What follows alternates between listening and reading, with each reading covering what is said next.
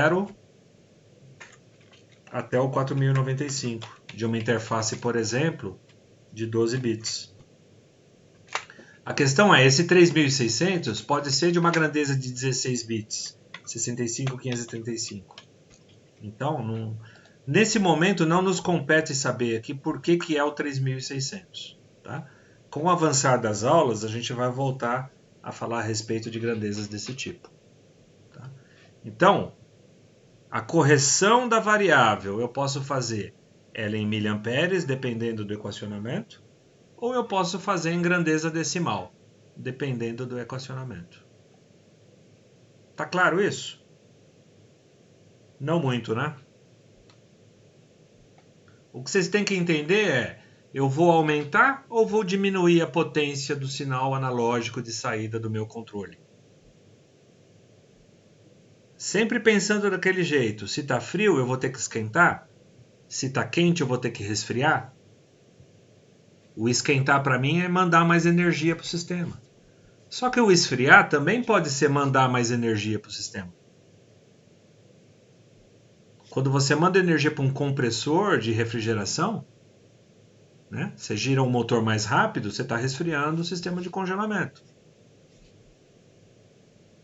Quando você manda mais energia para um banco de bateria, de resistência, você está aquecendo um forno elétrico. Então, você tem que entender como é que a tua planta está desenhada para você poder fazer esse equacionamento, tá? Não é porque eu preciso aquecer que eu preciso mandar mais energia, não é porque eu preciso resfriar que eu preciso mandar menos energia. Depende de quais são os elementos atuadores na sua planta. Independente disso, como é que eu chamo essa saída que vai controlar o elemento atuador? Eu chamo esse elemento de variável manipulada. Dúvidas?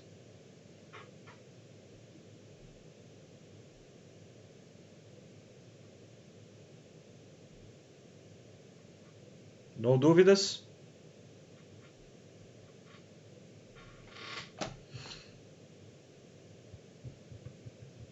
Esse silêncio é um perigo, esse silêncio de vocês, viu?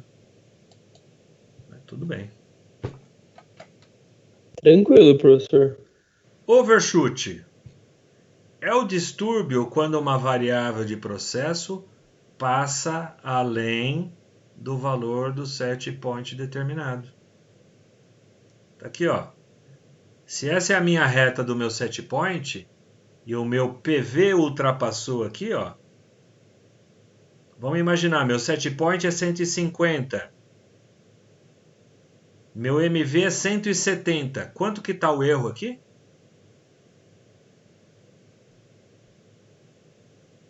150 menos 170 menos 20. Erro negativo? Como que eu chamo esse erro negativo? Overshoot.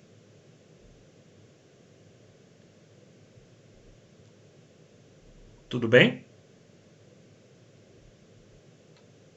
Tudo.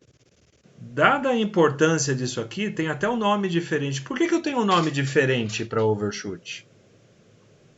Me dê significado para esse sinal acima do que eu preciso.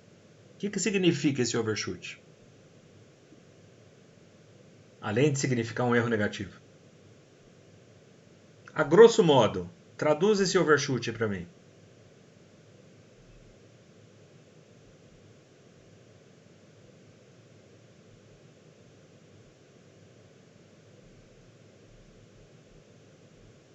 Vocês concordam que é energia jogada fora? Excesso? No caso, assim, seria na pressão aí? Vamos imaginar que a temperatura, 150, está chegando a 170 graus. E é um forno elétrico. Tudo bem? Eu precisava chegar a 170 graus? Não, meu set point não é 150? O que é isso daqui? É dinheiro jogado fora, pessoal. Eu estou aquecendo mais a planta do que eu deveria. Eu precisava deixá-la a 150. Só que ela aqueceu 170. Tudo bem? Isso pode ser o quê? Um erro de têmpera. Num processo de têmpera de aço. Esse meu material aqui, ó, não vai ter a mesma qualidade que o material que estava aqui em regime de 150 graus. Isso aqui pode representar o quê? Um lote de pão de forma com casca um pouco mais escura, que eu sei que o mercado vai rejeitar. Que a população daquele mercado X que está comprando esse lote de mim não aceita pão com casca escura. Estão entendendo o que é um overshoot?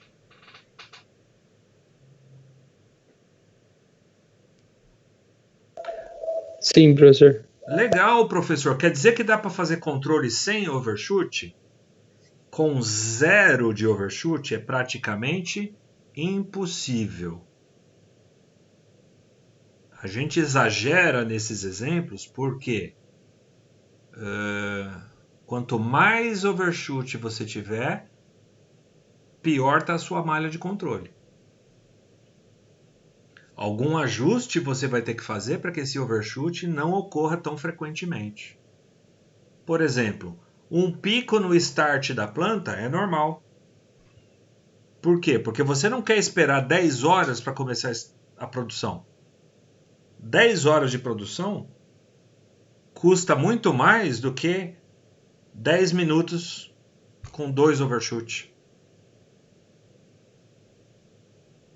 Então tudo isso entra no equacionamento do desenho da malha de operação que você vai fazer. Eu quero que essa temperatura suba o mais rápido possível para mim poder começar a cozer o pãozinho ali. Tudo bem, você vai subir ela num tiro só. Só que um primeiro, um segundo overshoot ela vai ocorrer. É o preço que você paga por ter um tempo de setup aí relativamente reduzido. Não, eu não vou ter problema. Eu posso fazer esse setup aí por 8 horas, aí que é o tempo de produção da noite. Pô, mas você vai gastar energia? Não, não tem problema não. Eu trabalho com energia solar aqui, ó, é cogeração, então eu não tenho gasto nenhum nessa energia. Legal, cara, melhor dos mundos. Se você pode esperar 8 horas o setup da tua máquina, segue o jogo. Lembrem-se, senhores, o nosso mundo ele é analógico. Não existe um mundo de degrau unitário, onde ele vai de 0 a 100 e estabiliza no valor que você quer de referência de setup. Tá? O nosso mundo é senoidal, o nosso mundo ele é analógico. E eu tenho que saber lidar com isso. Então, parte das técnicas de você setar uma planta reduzindo ao máximo o overshoot é exatamente o tal do PID que eu vou mostrar para vocês na próxima aula. Dúvidas? Tranquilo. Podemos seguir?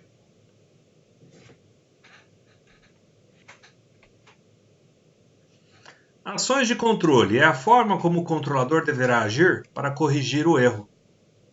O que é uma correção de erro? Pode ser uma correção de erro com ação direta. O que é uma ação direta em termos de correção? Se o erro aumenta, o controlador aumenta o seu sinal. Se a temperatura de uma câmara frigorífica aumentar, o erro não está aumentando? Certo? A geladeira quente, faz sentido uma geladeira quente? Quanto mais quente ela tiver, pior é a situação? Ok? Se a temperatura aumenta, o CLP tem que aumentar o valor de saída para aumentar a refrigeração. E quando eu aumento o valor de saída e aumento a refrigeração, eu consigo baixar a temperatura. Então, ó, temperatura está subindo? Temperatura está subindo? A potência na saída do CLP também tem que estar subindo. A hora que a temperatura começa a cair, eu posso baixar a potência da saída do meu CLP. Então percebe que essas duas retas nunca vão se cruzar? A reta do erro e a reta do acionamento?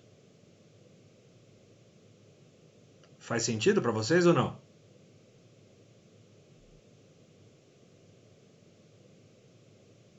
O CLP vai corrigindo, né? Exatamente. Essa é a função do processo automatizado. Ele começa a perceber a perturbação no sistema, ele não espera, ele já vai fazendo a correção por si só. Já na ação reversa, o que acontece? O erro aumenta, o controlador diminui o sinal. Se a temperatura do forno aumentar muito, o CLP deverá diminuir o sinal de saída para manter a temperatura desejada. Subiu demais a temperatura, eu abaixo a potência do CLP. Opa, caiu demais a temperatura, eu aumento a potência do CLP. Então haverão pontos de cruzamento das retas várias vezes ao longo do processo. Tá claro isso? É para esquentar, mas não é para esquentar tanto, então abaixa a potência. É para esfriar, não é para esfriar tanto, aumenta a potência. Então o tempo todo, pessoal, essa malha de controle ela fica oscilando.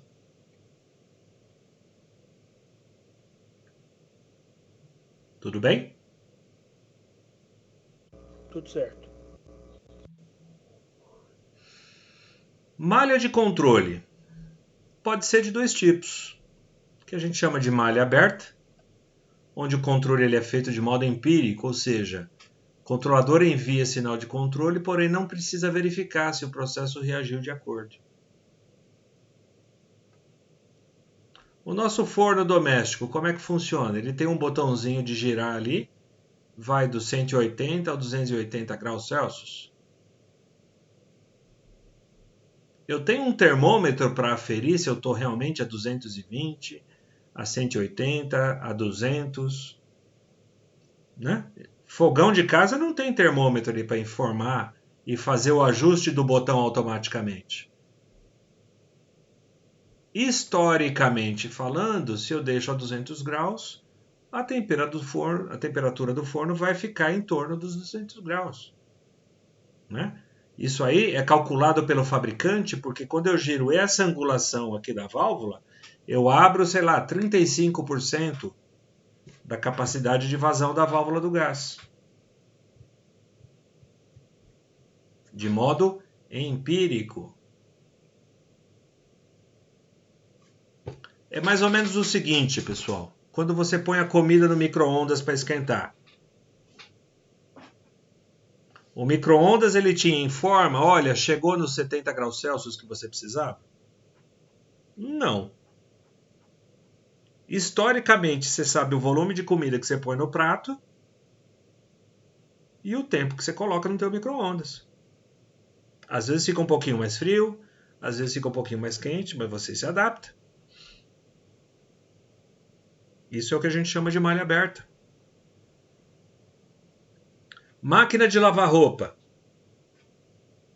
Toda roupa que você joga lá dentro, ela sai limpinha, 0,0? Ou que mamãe faz isso? Historicamente, você rodando aquele ciclo lá por 10 minutos, 20 minutos, 30 minutos, historicamente a máquina costuma dar um jeito na roupa. Agora, vendo aquela pelada de domingo lá em dia de chuva, roupa toda cheia de barro, vê se a máquina vai dar conta. Ela não vai dar conta. É situação atípica.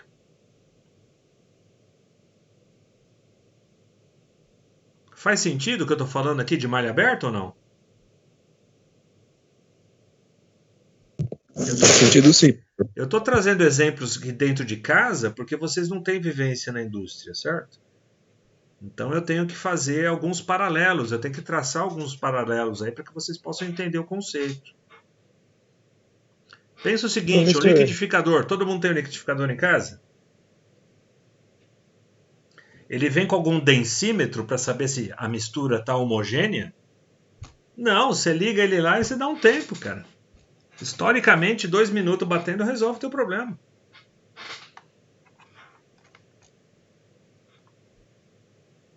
Aí vocês podem me perguntar, professor, mas na indústria não seria mais fácil se a gente colocasse essa medição indireta? Essa medição direta, quer dizer, né? Aí a resposta que eu tenho para te dar é o seguinte. cada ponto analógico de medição custa horrores. A medição analógica ela é muito cara. Então, tudo aquilo que você puder fazer por processo em malha aberta é um ponto a menos de medição que você tem de economia na sua produção. É um ponto a menos de monitoramento, é um custo a menos na tua instalação. Ok?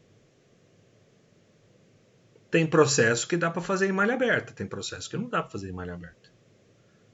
O forno do pãozinho dá para fazer em malha aberta?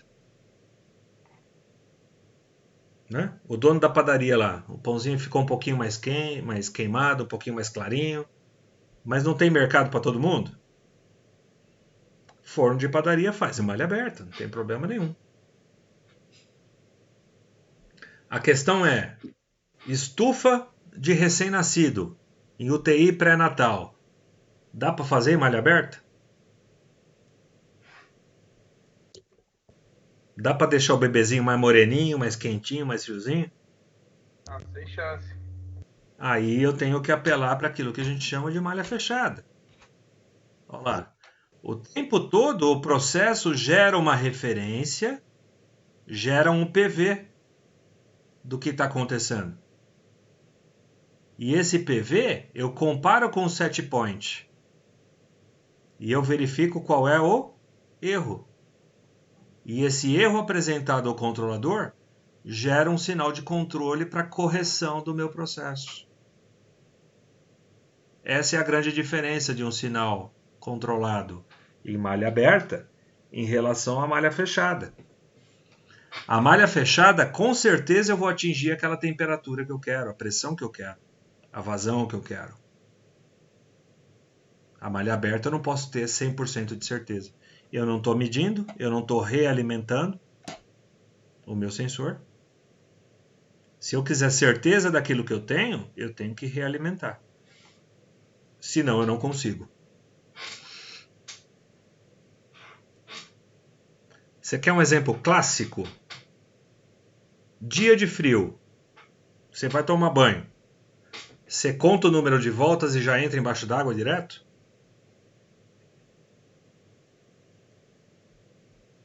Ou você estica a mãozinha, né, e vai abrindo e fechando a válvula até chegar na temperatura. A hora que chega na temperatura que você quer, aí você inicia o seu banho. Tudo bem? Eu faço isso. Ah, você dá a volta e entra embaixo d'água? Direto, gelado? Não. Regulando ali. Ah, bom. Então você faz um controle em malha fechada, a temperatura da água. Você é o controlador. Você tem a mão ali, que é um elemento sensor, onde você está sentindo a ponta do pé, às vezes, né? Você nem entra com a mão, você entra com a ponta do pé ali. Medindo a temperatura da água. E a outra mão é o atuador, que está abrindo e fechando a válvula, de acordo com a temperatura que você quer ajustar. Uma mão é o elemento sensor e a outra mão é o elemento atuador.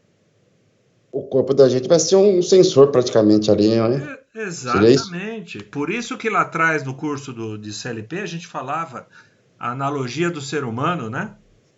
O controle você sente, analisa, compara e toma uma decisão. E essa decisão você age em cima da malha controlada. Beleza, pessoal? Tá clara essa questão de malha aberta e malha fechada? Pra mim ficou.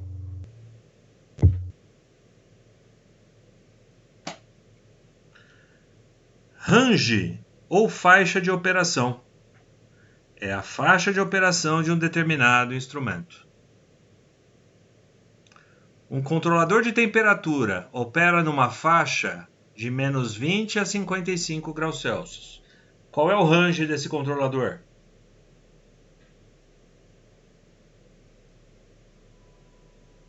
De menos 20 a 55 graus Celsius. A faixa ou o range de operação nada mais é do que a informação da menor valor de escala e do maior valor de escala que o instrumento consegue ler. Já o que eu chamo de span, ou a gente chama de ganho, é a diferença algébrica entre o início e o final da escala